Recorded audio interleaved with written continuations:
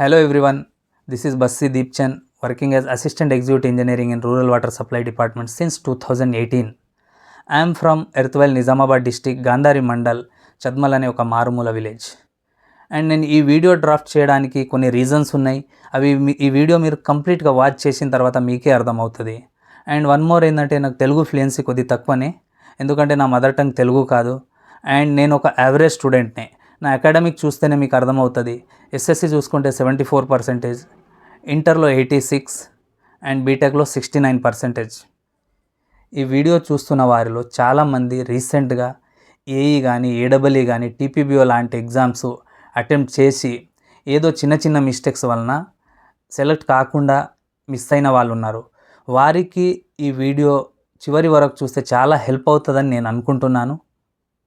నేను ఇప్పుడు ఇక్కడ మీ ముందున్నాను, కానీ ఇక్కడికి రాగలిగే ముందు నా లైఫ్లో కొన్ని అప్స్ అండ్ డౌన్స్ ఉన్నాయి.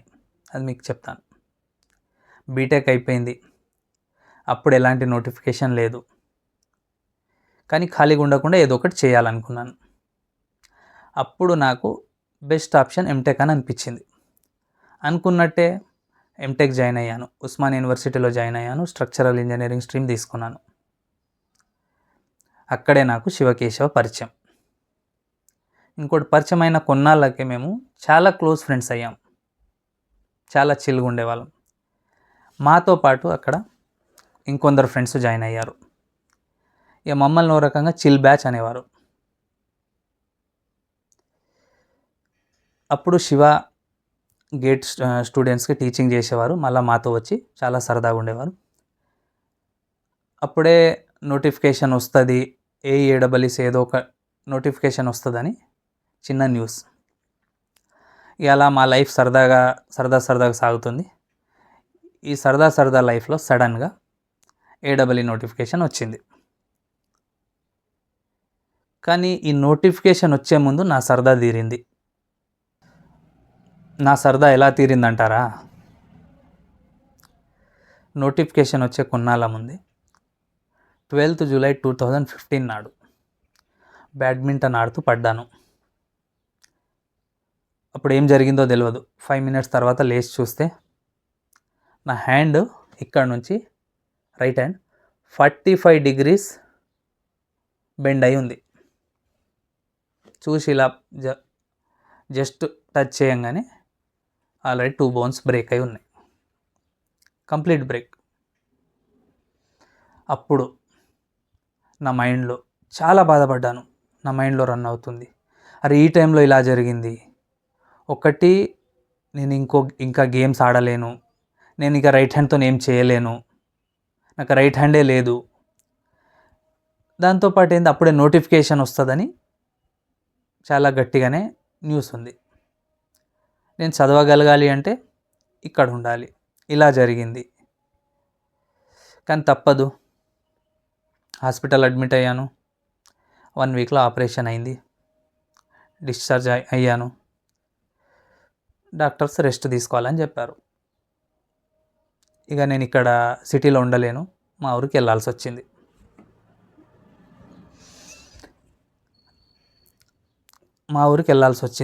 వెళ్ళాను.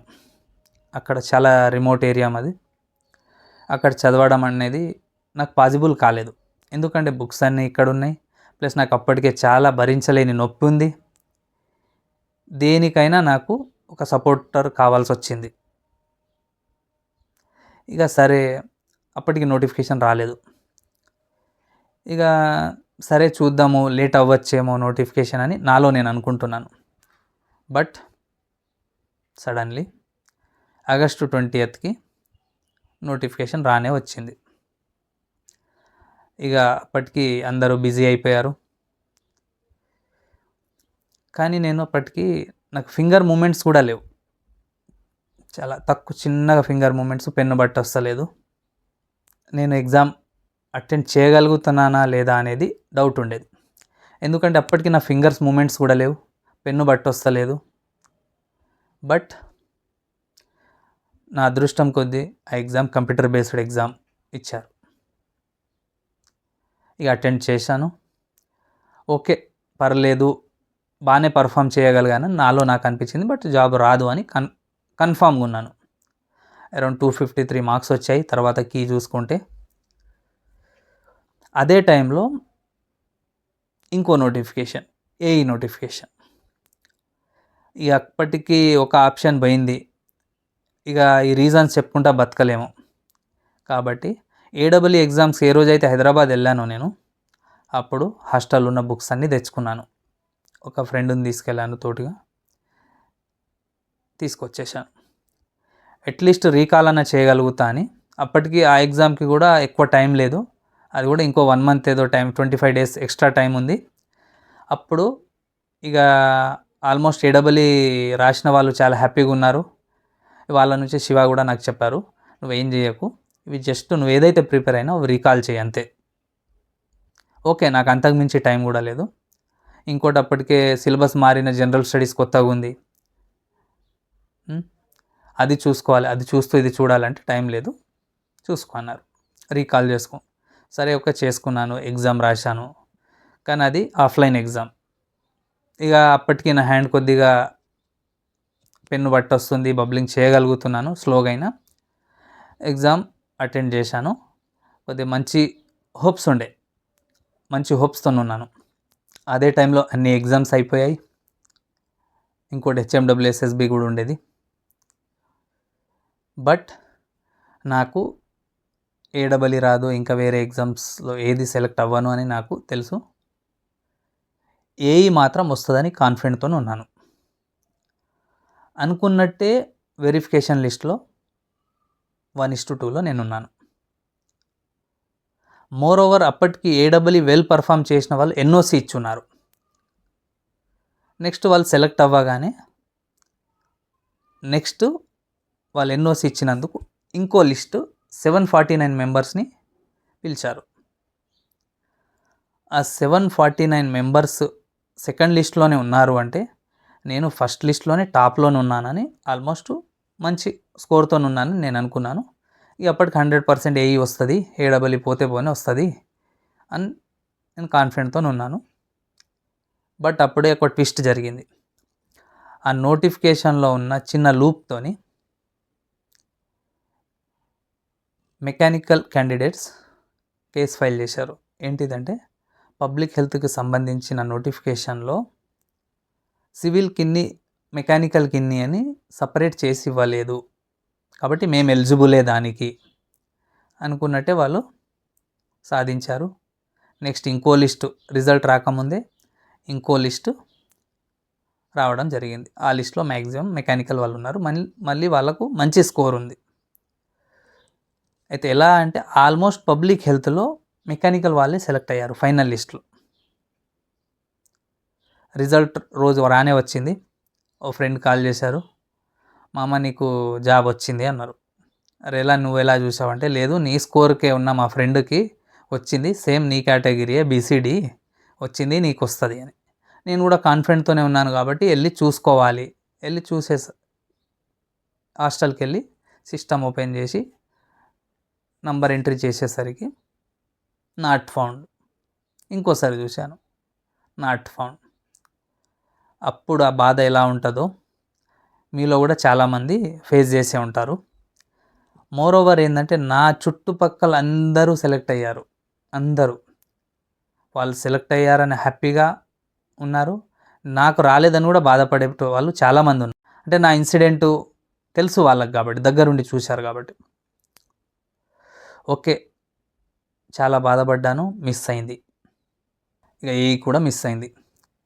నాకున్న పెద్ద హోప్ అదే. నా పర్ఫార్మెన్స్ వైజ్ చూస్తే అది కూడా మిస్ అయింది. బెస్ట్ పర్ఫామ్ ఉన్న ఎగ్జామ్ కూడా మిస్ అయింది. ఇక నాకు రాదు, నాకు అదృష్టం లేదు.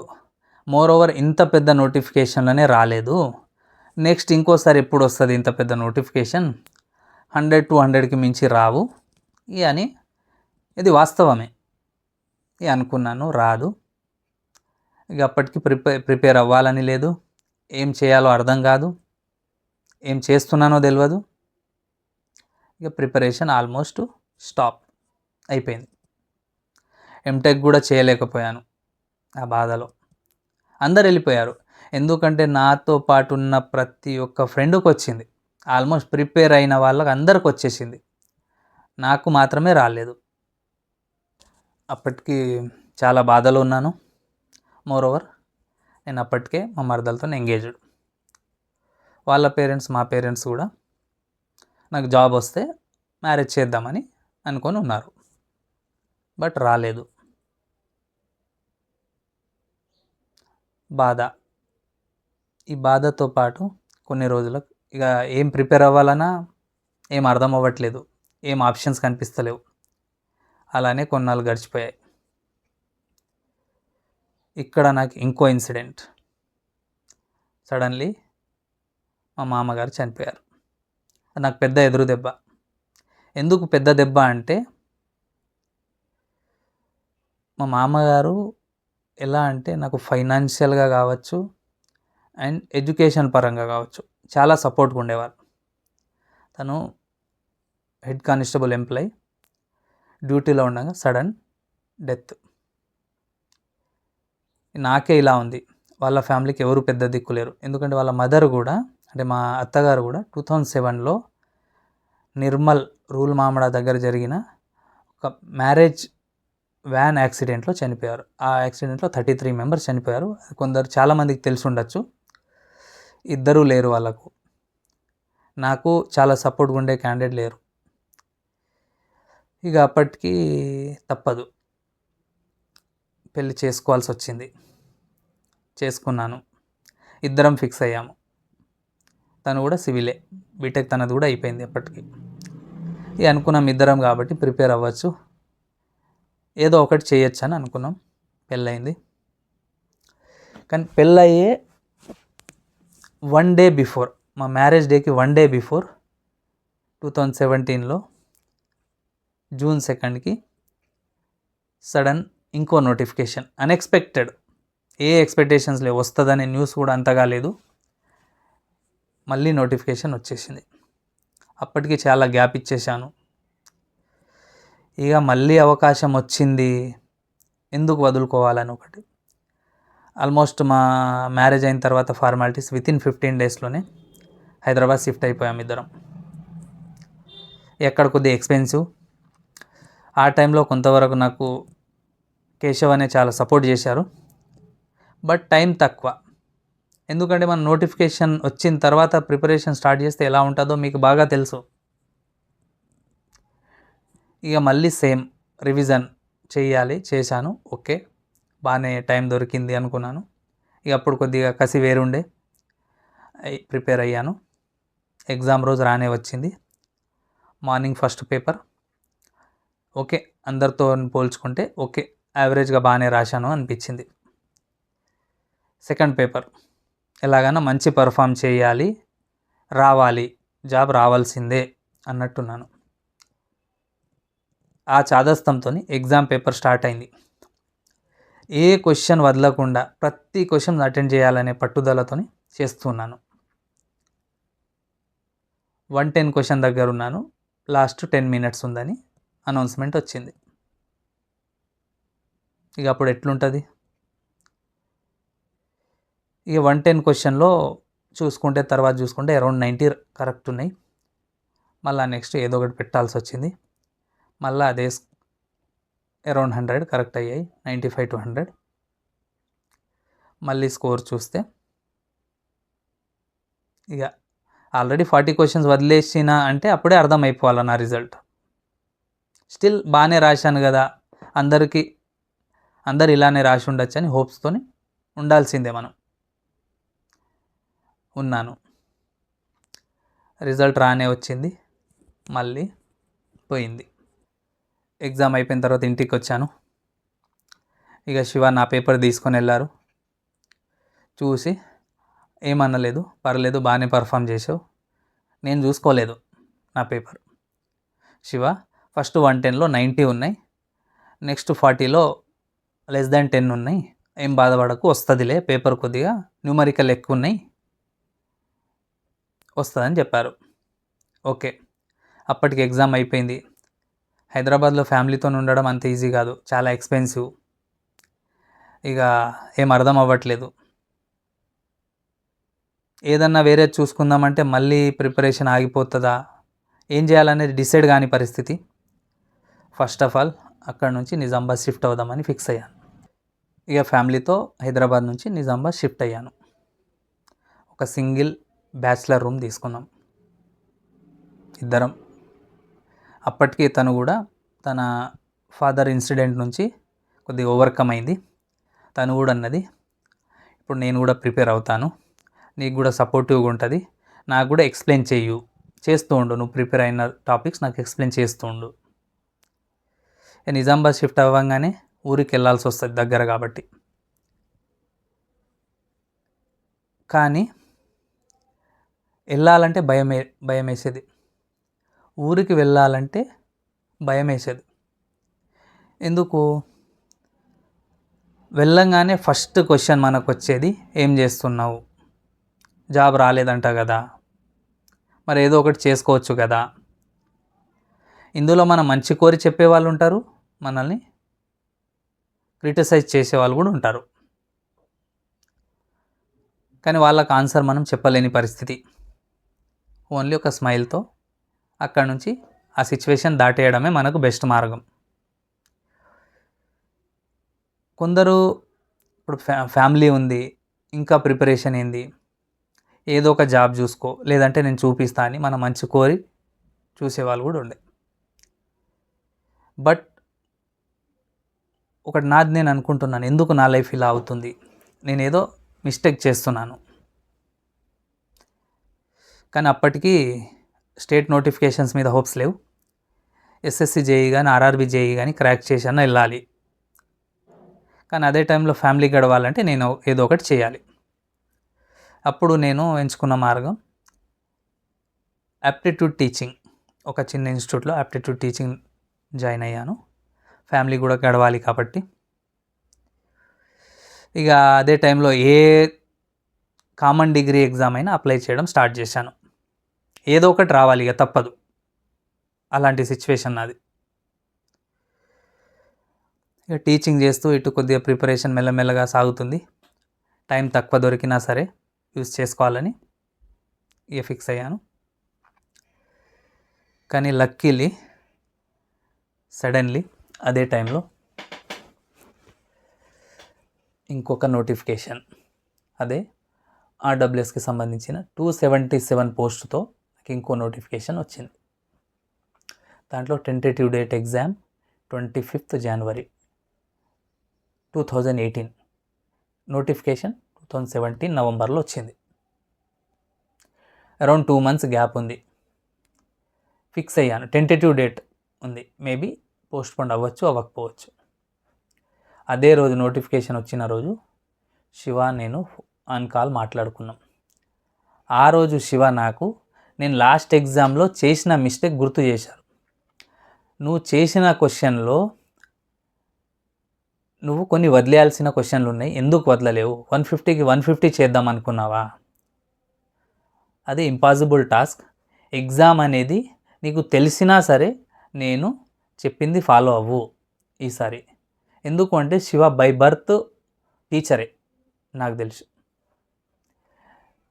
ఆయన ఏం చెప్పాడు అంటే, అరే నువ్వు చేసిన క్వశ్చన్లో ఒక 10 క్వశ్చన్లు వదిలేసి ఉంటే నువ్వు మిగతా 40 క్వశ్చన్లో 30 క్వశ్చన్స్ అటెంప్ట్ చేసేవాడివి. అప్పుడు ఆ 10 క్వశ్చన్స్ వదిలేసి ఉంటే నువ్వు అప్పుడే ఓవర్కమ్ అయ్యేవాడివి. కానీ ఎగ్జామ్ అనేది స్మార్ట్గా ఆలోచించాలి. ఓకే, ఇది నీకు రావాలి అంటే ఏ క్వశ్చన్ వదలాలి, ఏ క్వశ్చన్ చేయాలి అనేది నీకు అలవాటు పడాలి అంటే నువ్వు ఒక పని చేయాలి. ఏంటిది? ఎగ్జామ్ ప్రాక్టీస్ చేయాలి. అప్పటికి ఆన్లైన్ ఎగ్జామ్స్ అంత ఆప్షన్స్ ఉండేటి కావు. నేను సిటీలో లేను, నిజామాబాద్ వచ్చేసాను. 10 daysలో నేను ఏం చేశాను అంటే, మా శివ కానీ కొందరు ఫ్రెండ్స్ యొక్క సజెషన్స్ ద్వారా నేను ఎగ్జామ్స్ ప్రాక్టీస్ కోసము అన్ని పేపర్స్ కలెక్ట్ చేశాను. ప్రీవియస్ క్వశ్చన్స్ కావచ్చు, ప్రీవియస్ క్వశ్చన్ పేపర్ బుక్స్ కావచ్చు, ఏవైతే పాసిబిలిటీస్ ఉన్నాయో అన్నీ కలెక్ట్ చేసుకున్నాను. అప్పుడు ఫిక్స్ అయ్యాను, వీక్లీ 3 ఎగ్జామ్స్ రాయాలి. జనరల్ స్టడీస్కి ఇంపార్టెన్స్ ఇవ్వాలి, జస్ట్ కామన్గా అంటే రివ్యూ చేసుకోవాలి, ఎందుకంటే నేను లాస్ట్ నోటిఫికేషన్ నుంచి కంటిన్యూ ప్రిపరేషన్లో ఉన్నాను కాబట్టి నాకు రీకాలే సరిపోతుందని నాకు తెలుసు. కానీ నేను మిస్టేక్ చేస్తున్నా, ఓవర్కమ్ చేయాలి ఇక్కడ. ఎవ్రీ వీక్ 3 ఎగ్జామ్స్ పెట్టుకున్నాను. జనవరి రానే వచ్చింది, కానీ ఎగ్జామ్ డేటు ఏప్రిల్ 1కి పోస్ట్పోన్ అయింది. టైం దొరికింది. ఇప్పుడు ఇంకా నా పర్ఫార్మెన్స్ పెంచాలి. ఏం చేయాలి? ఎవ్రీడే ఎగ్జామ్ రాశాను.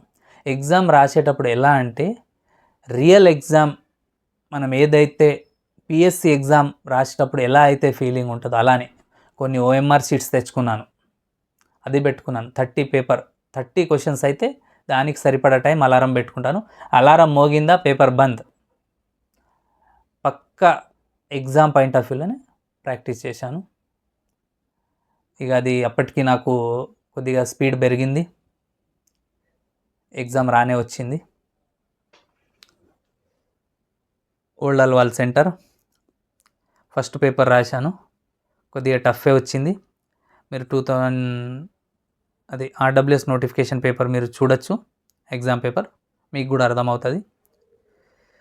ఇక పర్లేదు, బాగానే పర్ఫార్మెన్స్ ఉంది. ఓకే, జిఎస్లో అంత సరిపోతుంది అని నేను అనుకున్నాను. నెక్స్ట్ పేపర్ ఇదే మనకు డిసైడ్ చేసే పేపర్. నేను లాస్ట్ టైము ఏం మిస్టేక్ చేశాను, లాస్ట్ మూమెంట్ వరకు కూడా 110 క్వశ్చన్ దగ్గర ఉన్నాను, లాస్ట్ టైం ఎండ్ వరకు కూడా. కానీ ఈసారి 2 అవర్స్లోనే 150th క్వశ్చన్కి రీచ్ చేయగలిగాను. ఎలా అంటే కొన్ని క్వశ్చన్స్ వదిలేసుకుంటూ వెళ్ళాను. అప్పుడు నాకు తెలుసు ఏ క్వశ్చన్ వదిలేశాను, ఏవి చేయగలుగుతాను అనేది. మిగతా ఏదైతే టైం ఉందో నేను చేయగలిగిన క్వశ్చన్ చేశాను, అటెంప్ట్ చేశాను. ఫైనల్లీ హ్యాపీగా ఎగ్జామ్ బయట వచ్చాను. అయిపోయింది ఎగ్జామ్. ఇక ఇది వస్తే జాబు, లేకుంటే లైఫ్ ఏముంటుందో తెలియదు. బయటికి వచ్చి అందరూ మాట్లాడుకుంటున్నాం, కానీ అందరిలో నర్వసే ఉంది. ఇంత టఫ్ పేపర్ వచ్చింది. కానీ నాకు ఒకటి ఉంది, నేను లాస్ట్ క్వశ్చన్ వరకు అటెంప్ట్ చేయగలిగాను. అంటే ఈజీ క్వశ్చన్స్ అన్నీ మిస్టేక్స్ పోకుండా అటెంప్ట్ చేయగలిగానని నాకు కాన్ఫిడెంట్ ఉంది. టఫ్ క్వశ్చన్స్లో కొన్ని పోయినా పర్లేదు, వచ్చినా పర్లేదు. ఓకే, శివకి చెప్పాను ఇలా ఉందంటే ఇక 100% నీకు వస్తుంది జాబు అని నాకు ఫుల్ బూస్టప్ ఇచ్చారు. ఇక తర్వాత కొన్ని రోజులకు వెరిఫికేషన్ లిస్ట్ రిలీజ్ అయింది, అందులో పేరుంది. ఇది చూసుకుంటాము స్కోర్ ఎంత ఉంది, ఎక్కడ వరకు కట్ ఆఫ్ ఉంది, ఏంది, మంచి స్కోరే ఉంది. ఓకే, వెరిఫికేషన్ అయింది. ఇంటర్వ్యూ డేట్ రిలీజ్ అయింది. ఇంటర్వ్యూ అటెండ్ అయ్యాను, మంచిగానే అయిపోయింది ఇంటర్వ్యూ. రిజల్ట్ వచ్చే ఒక 2-3 డేస్ ముందు జిఆర్ఎల్ రిలీజ్ చేశారు ఓవరాల్ మార్క్స్తోని, ఇంటర్వ్యూ ప్లస్ ఎగ్జామ్ మార్క్స్. అందులో నా ర్యాంకు 89th ర్యాంక్ ఉంది. అన్నీ మనము పర్మిటేషన్ కాంబినేషన్ అన్నీ క్యాల్కులేషన్ చేసుకున్నా కూడా ఏ రకంగా చూసినా వస్తుంది. కానీ ఫైనల్ రిజల్ట్ ఇవ్వలేదు. ఆల్మోస్ట్ 2-3 డేస్ నిద్ర పట్టదు, రిజల్ట్ రావాలి, నేను సెలెక్ట్ అవ్వాలి అని. ఇక ఆ రోజు రానే వచ్చింది. రిజల్ట్ చూసుకోవాలంటే భయం. నేను చూసుకునే లోపు మా ఫ్రెండ్ దగ్గర హాల్ టికెట్ నెంబర్ ఉండే, ఆయన డిప్యూటీ సర్వేయర్గా వర్క్ చేస్తున్నారు అప్పటికి. ఫోన్ చేసి చెప్పారు. ఆయన ఫోన్ వచ్చిందంటేనే నేను అనుకున్నాను నేను సెలెక్ట్ అయ్యాను అని. అన్నారు, నీ నంబర్ ఉంది, సెలెక్ట్ అయ్యావు. చాలా హ్యాపీ. కానీ 1-3 సార్లు మళ్ళీ చూసుకున్నాను నేను. అప్పుడు మా వైఫ్ చాలా ఎమోషనల్ అయిపోయింది, తనతో పాటు నేను కూడా ఎమోషనల్ అయ్యాను. ఇంకోటి ఫైనల్ చూసుకుంటే నేను ఓపెన్ కేటగిరీలో సెలెక్ట్ అయి ఉన్నాను. కానీ ఎందుకు చాలా ఎమోషనల్ అవ్వాల్సి వచ్చిందంటే అన్నీ గుర్తొచ్చాయి, ఈ సిచ్యువేషన్, ఇన్సిడెంట్స్ అన్నీ ఒకేసారి అన్నీ గుర్తొచ్చేసరికి ఎమోషనల్ అయ్యాం. ఇంకోటి ఏంటంటే మేము మధ్యలో అన్ని కామన్ డిగ్రీ ఎగ్జామ్స్ కూడా అప్లై చేస్తున్నాము. అప్పటికి ఫారెస్ట్ డిపార్ట్మెంట్కి సంబంధించిన ఒక చిన్న జాబ్లో సెలెక్ట్ అయి ఉన్నాము, కానీ ఫైనల్ రిజల్ట్ రాలేదు. అనుకునే వాళ్ళం ఇదే జాబ్ చేయాల్సి వస్తుందేమో, ఇదే జాబ్ చేయాల్సి వస్తుందేమో, ఏమవుతుంది లైఫ్ ఇలా అవుతుంది అని కొద్దిగా బాధ ఉండేది. ఫైనల్లీ సెలెక్ట్ అయిపోయాం. రిజల్ట్ ఇక శివతో మాట్లాడాను. శివ చాలా హ్యాపీగా ఫీల్ అయ్యారు. నెక్స్ట్ వితిన్ 3-4 డేస్లో తనకి ఎగ్జామ్ ఉంది. అది నేను కూడా అప్లై చేసి ఉన్నాను, బట్ నేను ఇప్పుడు రాయాల్సిన అవసరం లేదు. ఈ హ్యాపీ మూమెంట్లో తనకు చెప్పాను, ఈ 1 వీక్ ఇంకో 3-4 డేస్ ఇంకా మనం ఇదే జోన్లో ఉండి మనం దీనికి బయట రాకుండా నువ్వు ఎగ్జామ్స్ రాయు, అప్పుడు బయటికి వెళ్దాం. తను కూడా 3-4 డేస్ చాలా సీరియస్గా ప్రిపేర్ అయింది. అంటే అప్పటికి ప్రిపరేషన్ ఉంది. ఇంకా ఫైనల్లీ రాసింది ఎగ్జామ్. రిజల్ట్ చూస్తే తనకు కూడా పంచాయతీరాజ్ డిపార్ట్మెంట్లో తను కూడా సెలెక్ట్ అయింది. 3-4 మంత్ తర్వాత రిజల్ట్ వచ్చింది, సెలెక్ట్ అయింది. అయితే లైఫ్ ఒకేసారి ఎలా ఉండబోయేది, ఎలా అయిపోయింది అని అప్పుడు చాలామంది ఎవరైతే మీరేం చేయలేరు అని అనేవాళ్ళు ఉన్నారో అందులో చాలామంది మీరు సాధించారు అని అప్రిషియేట్ చేశారు. ఓకే, అది వాళ్ళ తప్పు లేదు. వాళ్ళంతకుముందు మనం తక్కువ చేసి చూడడం అని కాదు, ఎవరైనా అలానే చూస్తారు. ఫైనల్లీ నేను మీకు చెప్పదలుచుకునేది ఏంటంటే, రీసెంట్గా మీరు ఎగ్జామ్ రాశారు, సెలెక్ట్ కాలేదు, దాని గురించి వరీ అవ్వద్దు. ఇది ఒకటే ఆపర్చునిటీ కాదు. కొందరు అనుకోవచ్చు, ఇంత పెద్ద నోటిఫికేషన్లో నేను క్రాక్ చేయలేకపోయాను, ఇంకేం చేస్తాను అని. నువ్వు చెయ్యలేదు అంటే ఏదో ఒక మిస్టేక్ చేసావు, ఆ మిస్టేక్ నుంచి ఓవర్కమ్ అవ్వాలి. నోటిఫికేషన్ వస్తేనే నేను రీస్టార్ట్ చేస్తా అనే వాళ్ళు ఉంటారు. అది కాదు, టైం ఉన్నప్పుడు రీస్టార్ట్ చేసేయండి. నోటిఫికేషన్ వచ్చిన తర్వాత నీకు ఇంకో టాస్క్ పెట్టుకోవాలి. ఇంకా నీ పర్ఫార్మెన్స్ రావాలంటే ఏం టాస్క్ పెట్టుకోవాలని అప్పుడు పెట్టుకోవాలి. అండ్ లాస్ట్ ఎగ్జామ్లో చేసిన మిస్టేక్స్ నుంచి ఓవర్కమ్ అవ్వాలి, నీ వీక్ జోన్ నుంచి ఓవర్కమ్ అవ్వాలి. ఇంకో టైం మేనేజ్మెంట్. ప్రిపరేషన్ అంతా ఒక ఎత్తు అయితే టైం మేనేజ్మెంట్ అనేది ఇంకో ఎత్తు. టైం మేనేజ్మెంట్ రావాలంటే నువ్వు చేయాల్సింది ఒక్కటే, నంబర్ ఆఫ్ టెస్ట్ సిరీస్ రాయాలి. చాలా ప్లాట్ఫామ్స్లో టెస్ట్ సిరీస్ కండక్ట్ చేస్తున్నారు. ఎగ్జామ్స్ రాయండి, సెల్ఫ్ ఎగ్జామ్స్ కావచ్చు, ఏదైనా. ఎలా రాయాలి అంటే నా పర్సనల్ ఎక్స్పీరియన్స్తో చెప్తున్నాను. నువ్వు ఎగ్జామ్ హాల్లో ఎలా అయితే ఎగ్జామ్ రాస్తున్నావో ఆ విధంగా రాయాలి. అంత ఓపిక ఉండాలి. నాకు తెలిసి నాకు ఈ ఓపిక రావడానికి కారణం బ్యాడ్మింటన్ అనుకుంటాను. ఎప్పుడైతే నాకు హ్యాండ్ ఫ్రాక్చర్ అయిందో ఆ తర్వాత నాకు ఓపిక ఉండడం అలవాటైంది. నాకు చాలా ఇన్సిడెంట్స్ అయినాయి, ఆ ఇన్సిడెంట్తోనే నాకు ఓపిక పెరిగింది. ఇప్పటికీ నేను మళ్ళీ బ్యాడ్మింటన్ రీస్టార్ట్ చేశాను. ఏదైతే గేమ్ నేను ఆడలేను అనుకున్నానో మళ్ళీ ఆడగలుగుతున్నాను. అన్నీ మన చేతిలోకి వచ్చేస్తాయి, తర్వాత మన కంట్రోల్లోకి వచ్చేస్తాయి. ఇంకా డిపార్ట్మెంట్లో నన్ను అంటారు, చాలా ఓపిక ఉంటారు మీరు అని. అంతే, ఉండాలి, తప్పదు. ఇదంతా ఎందుకు చెప్తున్నానంటే, నీది నాది ఒకే కథ.